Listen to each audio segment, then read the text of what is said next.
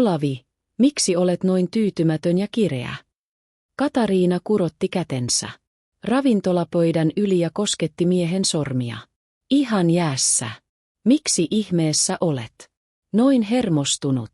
Ethän sinä hammaslääkärin tuolissa istu, vaan hienossa helsinkiläisessä ravintolassa. Nyt syödään hyvin ja juodaan jotain. Heillä on täällä aina erinomaista viiniä. Niin kai, mutta minulla on epämukava olo. Minua ahdistaa tällaisissa ruuhkaisissa paikoissa. Olen vieraantunut ihmisistä. En halua nähdä ketään. Olavi vastasi. Minun on pakko pysähtyä tässä ja miettiä Olavin tilannetta. Miten paljon tuskaa ihmisen sisälle mahtuukaan.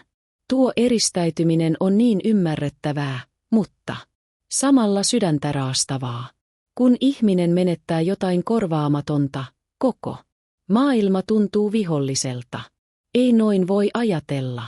Olet istunut isossa talossasi kuin karhu pesässään jo vuosia, etkä käy missään. Olet sentään vakavasti otettava, varakas mies. Sinun pitää olla esillä, luoda verkostoja ja kasvattaa pääomaasi, Katariina naputti. Mitä minä sillä kaikella teen? Mikä pikkupoika minä muka olen, että minun pitäisi juosta luomassa verkostoja? Ne, joiden tarvitsee, tietävät kyllä, mistä minut löytää. Maine vain vahvistuu vuosien myötä. Hei, sinä ajattelet vanhanaikaisilla stereotypioilla. Maailma ei toimi enää. Niin. Jotta sinut muistetaan, sinun on oltava jatkuvasti esillä. Sanon tämän sinulle PR-päällikkönä, Katariina sanoi ylpeänä. Katikulta, rakkaani, sinä valmistuit yliopistosta vasta 2 vuotta sitten. Rakastan sinua mielettömästi, mutta anna anteeksi, minulla on hieman enemmän kokemusta. Olavi työnsi syrjään ruokalistan, jonka tarjoilija oli huolellisesti hänen eteensä asettanut. Älä viitsi opettaa minulle, miten liiketoimintaa tehdään.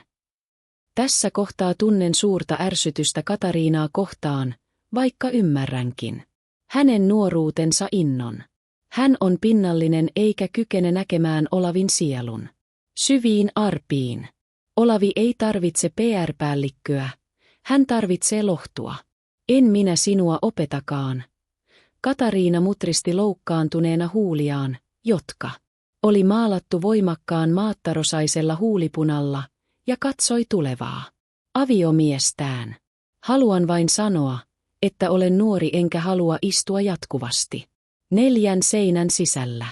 Haluan ulos, näyttää kauniita vaatteitani ja seurustella ihmisten kanssa.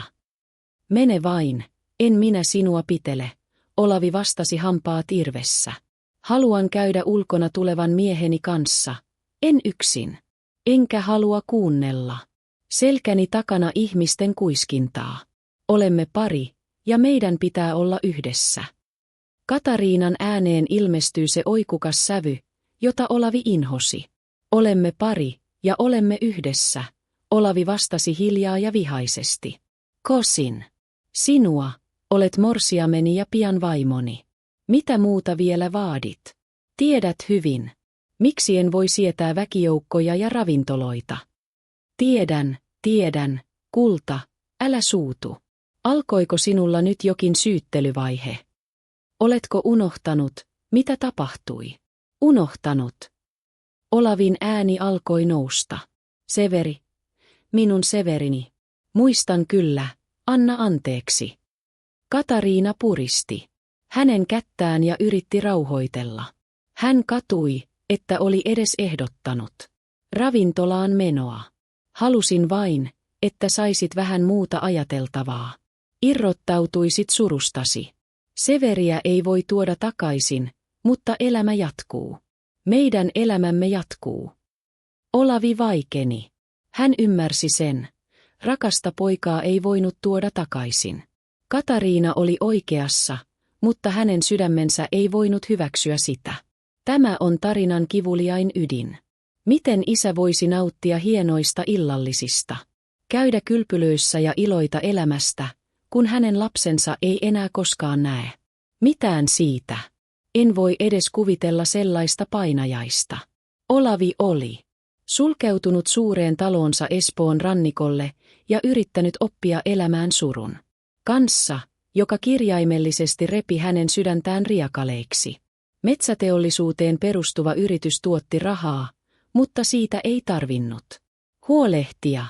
Nuori rakastettu oli vierellä, ja ilman häntä Olavi olisi ehkä tuhoutunut kokonaan. Katariina oli nuori, mutta toisinaan ikäistään viisaampi. Hän tunsi Olavin sydämen ja yritti kiskoa hänet ylös siitä pimeydestä, johon tämä oli vajonnut. Olavi olisi mennyt naimisiin aiemminkin, mutta ei vain kyennyt antamaan itselleen lupaa iloita. Jos tapahtuu näin suuri suru, voiko ihminen enää koskaan tuntea iloa? Olavi, tilataan jotain. Täällä kuulemma tehdään loistavia pihvejä. Ja ankkakin. On kehuttua, Kati sanoi. Tuokoot minulle vain teetä. En halua muuta. Tilaa sinä mitä haluat. En ole nälkäinen. Olavi kääntyi ja alkoi tuijottaa ulos ikkunasta. Lunta satoi yhä sakeammin. Tuuli ulvoi. Tänä vuonna talvi oli iskenyt Suomeen aikaisin. Oli vasta marraskuu, mutta lunta pyrytti kuin pahimpana helmikuun päivänä. Myös Severi oli kuollut juuri tällaisen ankaran lumimyrskyn vuoksi. Tuo sää herättää Olavissa trauman. On sydäntä särkevää ajatella, miten Suomen kaunis, mutta armoton luonto voi joskus viedä meiltä kaikkein kalleimman. Severi oli ollut Olavin rakas, ainoa lapsi. Olavi oli kasvattanut pojan yksin monien vuosien ajan. Kun Severi oli 5-vuotias, Olavin vaimo Linnea kuoli. He olivat alkaneet seurustella jo yliopistoaikoina Helsingissä. He olivat olleet mielettömän rakastuneita ja tehneet rohkeita tulevaisuuden suunnitelmia. He halusivat ison omakotitalon, monta lasta ja onnellisen elämän. Olavi paiski taita elättääkseen perheen, otti vastaan lisähommia ja teki kaikkensa. Linnea hoiti poikaa kotona ja antoi yksityisiä piirustustunteja. Aluksi rahasta oli tiukkaa, kuten kaikilla nuorilla, mutta kumpikaan ei antanut periksi. Pikkuhiljaa Olavi alkoi menestyä. Kotiin alkoi tulla rahaa. Hän rakasti palata kotiin ja katsella, kuinka Linnea opetti pientä Severiä piirtämään näytti. Miten sivellintä pidetään oikein, kuinka väritetään tarkasti ja miten mustalle karhealle paperille vedetään liiduilla viivoja. Olavi, meidän poikamme on suorastaan nero. Hän oppii kaiken niin nopeasti. Ymmärtää miten värit toimivat ja on niin huolellinen. Minusta tuntuu, että hänestä tulee upea taiteilija, Linnea tapasi sanoa. Miten hänestä voisi olla tulematta taiteilija, kun hänellä on tuollainen äiti? Olavi hymyili ja halasi vaimoaan. Annetaan hänen kasvaa vielä vähän. 7-vuotiaana laitetaan hänet taidekouluun. Onnellisen perheen hiljaisen elämän tuhosi äkillinen sairaus. Nuori ja kaunis nainen sai aivoinfarktin. Eräänä iltana hän puuhasteli Severin kanssa ja yritti sivuuttaa voimakkaan päänsäryn. Otti särkylääkkeen, lepäsi hetken ja olo tuntui helpottavan. Äiti, piirretään kissa, sellainen ihan oikean näköinen. Poika juoksi hänen luokseen ja veti kädestä. Piirretään vain, Linnea sanoi. Hän nousi vaivalloisesti sängyltä, otti 2 askelta ja sitten, aivan kuin salama olisi iskenyt, seurasi vain loputon pimeys. Linnea ei enää koskaan palannut tajoihinsa. Olavi löysi hänet eteisen lattialta palattuaan myöhään illalla töistä. Severi istui huoneessa ja piirsi kissaa oranssivalkoista. Isi, äiti kaatui ja makaa vain eikä sano mitään. Nukahtiko se? Olavi itki eikä kyennyt vastaamaan, että äiti oli nukahtanut eikä heräisi enää koskaan. Tämä on tarinan traagisin käännekohta, joka määrittää koko Olavin loppuelämän. Minusta tuntuu uskomattoman pahalta tuon pienen pojan puolesta, joka jatkoi piirtämistä ymmärtämättä menettäneensä äitinsä. Se on kuva, joka palaa verkkokalvoille ja jättää pysyvän jäljen lukijan sieluun. He jäivät kahden. Olavi vihastui elämälle ja kohtalolle. Hän ei pystynyt hyväksymään sellaista epäoikeudenmukaisuutta. Hän uppoutui työhön, onnistui ystävänsä kanssa tienaamaan suuren summan ja osti osuuden keskisuomalaisesta sahasta. Siitä alkoi metsäteollisuuden liiketoiminta, joka vuosien myötä kasvoi vakaaksi imperiymiksi. Olavi ei säästellyt mitään poikansa vuoksi. Osti kaikkea, mitä tämä halusi. Yllättävää kyllä, Severistä ei kasvanut hemmoteltua tai oikukasta. Hän ei juuri pyytänyt mitään. Hänellä oli vain yksi intohimo, piirtäminen. Hän kävi yksityistä taidekoulua ja pyysi isältään ainoastaan uusia luonnoslehtiöitä. Satoja siveltimiä, maaleja, pastelleja ja kyniä. Hän piirsi upeasti. Toisinaan hän vetäytyi omiin oloihinsa ja istui hiljaa maalaustelineen ääressä, kunnes alkoi vetää kankaalle leveitä siveltimenvetoja. Isä näki usein, että Severi maalasi suurta oranssivalkoista kissaa, jolla oli isot vihreät silmät ja pörröinen häntä. Se näytti aina elävältä. Iskä, luuletko, että äiti tykkäisi tästä kissasta? Hän sanoi kerran, että minussa on lahjoja, muttei koskaan nähnyt tätä. Totta kai tykkäisi. Piirrä upeasti. Olen varma, että äiti katselee sinua ja on ylpeä. Severi pääsi opiskelemaan Kuvataideakatemiaan Helsinkiin. Hän opiskeli paljon ja oli yksi parhaista opiskelijoista. Mutta sitten hän sotkeutui erittäin luovaan porukkaan ja alkoi viettää aikaansa taiteilijaystävänsä työhuoneella. He viettivät boheemia elämää, tupakkaa, alkoholia, tanssia ja loputtomia keskusteluja taiteesta. Olavi yritti kontrolloida häntä, uhkaili ja vaati palaamaan normaaliin opiskeluun. Iskä, olen jo aikuinen. Lopeta saarnaaminen. Sinähän olet matkalla tuhoon. Tuollaisen roskasakin kanssa pilaat vain lahjasi. Nämä ovat ystäviäni, ja me etsimme omaa polkuamme taiteessa. Järjestin sinulle paikan hyvästä galleriasta. Ja haluaisin, että tutustuisit Eero-Pekan, vanhan yhtiökumppanini tyttäreen. Minkä tyttären? Mikä galleria? Oletko valinnut minulle jo vaimon ja työpaikankin? Etkö aio edes kysyä minulta? Severi raivostui. 3 kuukauden kuluttua Severi toi kotiin Liisan vaatimattoman, hoikan tytön, jolla oli isot silmälasit, ohuella poninhännällä olevat hiukset ja kuluneet farkut. Tässä on Liisa, isä. Me rakastamme toisiamme. Olavi muutti tutustumiskeskustelun kuulusteluksi.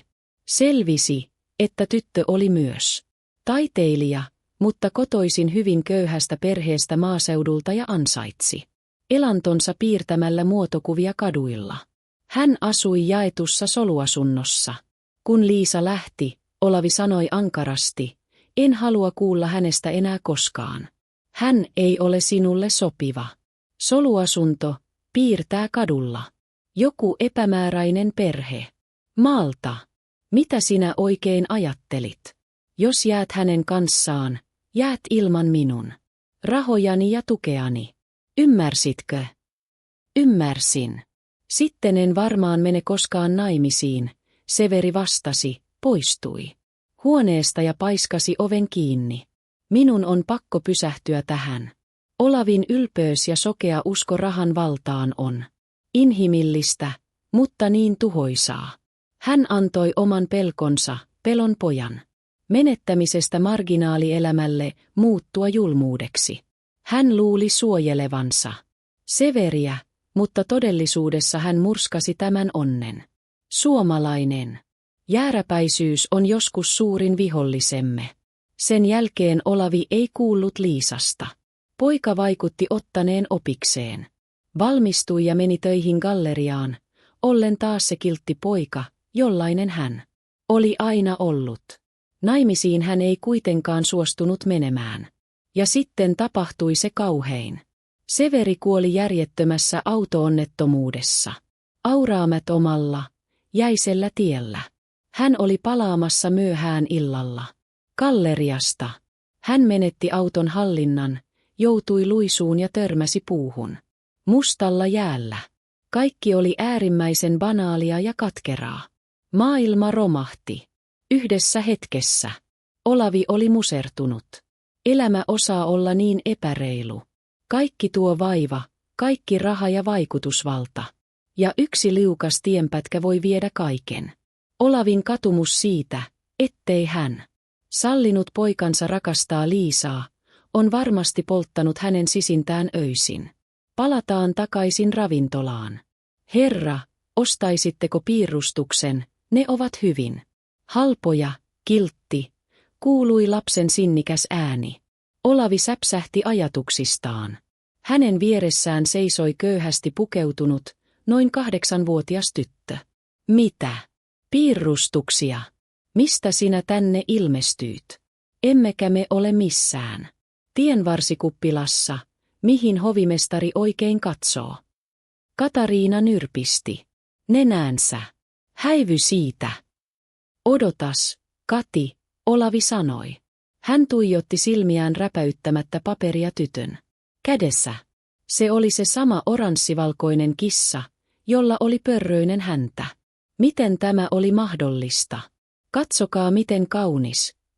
Tyttö innostui tajutessaan, että rikas mies oli kiinnostunut. Äidille pitää ostaa lääkkeitä, hän ei melkein näe mitään. Olavi koski papereita varovasti, ikään kuin peläten rikkovansa ne. Olavi, oletko kunnossa? Olet aivan kalpea, Katariina kysyy. Severi piirsi nämä. Nämä ovat poikani piirustuksia, Olavi sanoi ääni. Väristen kuiskeena. Kuka sinä olet, tyttö? Mistä sait nämä? Minä olen Milla. Ja isä nämä piirsi. Meillä on niitä kotona kokonainen matkalaukku. Äiti kyllä. Kieltää ottamasta niitä. Sanoo, että ne ovat ainoa asia, mitä isästä jäi. Mutta äiti on sairas ja rahaa pitää saada. Mikä äitisi nimi on? Olavi jatkoi. Kuiskailua. Tuntui kuin hän pelkäisi, että jos hän puhuu kovaa, tyttö katoaa. Kuin aamuusva. Äiti on Liisa ja isä oli Severi. Isä kuoli kun olin melkein 3. Hän ajoi kolarin. Silmät äidillä ovat sairaat, tarvittaisiin leikkaus, mutta rahaa ei ole. Katariina, ymmärrätkö mitä tämä tarkoittaa? Hän on Severin tytär. Älä viitsi. Olavi, joku on vain lähettänyt tämän tytön tänne. Nämä ovat Severin piirustuksia. En erehtyisi tästä kissasta koskaan. Lähdetään heti. Milla, missä asutte? Olavi heitti pöytään tukun seteleitä, otti tytön kädestä ja kiiruhti autolle. He ajoivat vanhalle kerrostaloalueelle Itä-Helsinkiin ja nousivat 3. kerrokseen. Porraskäytävässä tuoksui lääkkeiltä, pölyltä ja kaalikeitolta. Milla avasi oven. Milla, sinäkö siellä? Huoneesta kuului naisen ääni. Keitä sinulla on mukana? Olavi astui huoneeseen ja jähmettyi. Sohvalla makasi hoikka nainen flanellisessa aamutakissa ja vanhanaikaisissa silmälaseissa. Se oli Liisa. Hyvää iltaa. Ette ehkä muista minua, olen Olavi. Muistan, Liisa vastasi pitkän hiljaisuuden jälkeen. Muistan äänet hyvin, kuten kaikki huononäköiset. Mitä asiaa? Miten? Niin mitä asiaa? Tämähän on Severin tytär. On, mutta mitä se teille kuuluu? Liisa, Herran tähden, älkää olko vihainen minulle. Kohtalo on jo rangaissut minua ankarasti. Niin se on rangaissut meitäkin. Kipeästi ja epäoikeudenmukaisesti, Liisa sanoi. Ymmärrän, mutta en tiennyt mitään. Tämä paljastus on uskomattoman voimakas. Severi ei koskaan hylännyt Liisaa. Hän rakasti häntä niin paljon, että valitsi kaksoiselämän suojellakseen heitä isänsä vihalta ja varmistaakseen, että heillä on rahaa elää. Severi teki kompromissin, josta maksoi lopulta hengellään. Se kertoo kaiken pojan luonteesta. Severi ei halunnut kertoa teille, Liisa jatkoi. Kun ette hyväksynyt minua ja kielsitte häntä tapaamasta minua, emme eronneet. Päätimme vain salata kaiken. Sellaista rakkautta on vain kerran elämässä. Hän ei halunnut pilata välejään teihin, koska ymmärsi, että silloin hänellä ei olisi rahaa perhettään varten. Hän oli onnellinen kanssamme. Mutta kun häntä ei enää ollut, minun piti myydä asuntomme ja muuttaa tänne. Liisa purskahti itkuun. Katariina, joka oli aiemmin ollut niin pinnallinen, otti naista kädestä ja silitti sitä hellästi, itsekin melkein itkien. Olavi romahti kuluneelle sohvalle. Häntä huimasi. Hän oli ollut vuosia isoisä, eikä ollut tiennyt asiasta mitään. Hän oli menettänyt niin paljon elämästä oman typerän ylpeytensä tähden. Voi, mikä idiootti minä olen. Miksi olen tällainen? Helme. Olavi voihki. Ette te ole Helme, pieni Milla ihmetteli. Ymmärtämättömänä. Olen, Milla kulta, olen. Menetin niin paljon, onnen. Olla isoisä. Mutta minä korvaan sen. Korvaan sen varmasti. Liisa, te ette ole enää yksin. Pakatkaa tavaranne.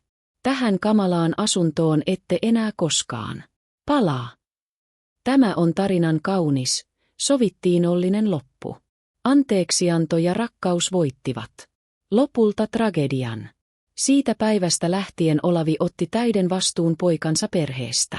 Hän maksoi Liisan leikkauksen ja kuntoutuksen, jonka jälkeen nainen näki taas paljon paremmin. Hän osti heille upean asunnon ja maksoi Millan koulutuksen ja harrastukset. Ja mikä tärkeintä, Olavi lakkasi istumasta kotona. Miten hän olisikaan voinut istua 4 seinän sisällä, kun tyttären kanssa piti käydä Korkeasaaressa, Nukketeatterissa ja syömässä jäätelöä Esplanadilla. Hän oli menettänyt monia hetkiä, mutta aikoi todellakin ottaa ne kaikki takaisin. Miten ihana ajatus. Elämä voi murtaa meidät, mutta se voi myös tarjota meille uuden kevään, jopa keskellä kylmintä Suomen talvea. Toivottavasti tämä tarina kosketti teitä yhtä syvästi kuin minua.